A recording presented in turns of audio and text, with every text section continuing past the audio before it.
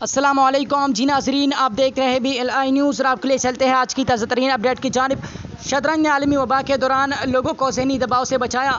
شطرنج کے کھلاڑیوں کا کھیل میں محو ہو کر دنیا سے بے خبر ہو جانا ایک ضرب المثل کا درجہ رکھتا ہے، لیکن اس تفریحی اور ذہین چالوں کے کھیل نے دنیا کے کروڑوں لوگوں کو عالمی وبا کے دوران شدید اعصابی تناؤ کی کیفیت سے بچایا اور لوگوں کی ذہنی صحت کو برقرار رکھنے میں مدد دی۔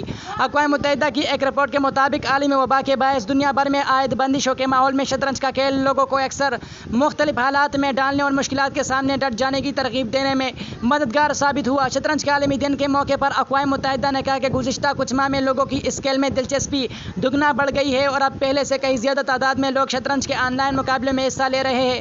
رپورٹ میں کہا گیا کہ تقریباً تمام ہی کھیل لوگوں میں تناؤ اور ذہنی پریشانی میں کمی لاتے ہیں، لیکن جہاں تک شطرنج کا تعلق ہے تو اس میں شاطرانہ اور سائنسی انداز میں سوچ اور اس کھیل کے فن کے امتزاج نے اسی ثقافتی کھیلوں میں نمایاں مقام دے دیا اور یہ کھیل نسل در نسل منتقل ہو رہا ہے۔ مزید یہ کہ شطرنج کا کھیل سب لوگوں کے لیے بلا تفریق آسانی سے دستیاب ہے اور یوں سب کی شمولیت کو ممکن بناتا ہے کیونکہ یہ لسانی، صنفی، مادی اور عمر کی تفریق سے آزاد ہے۔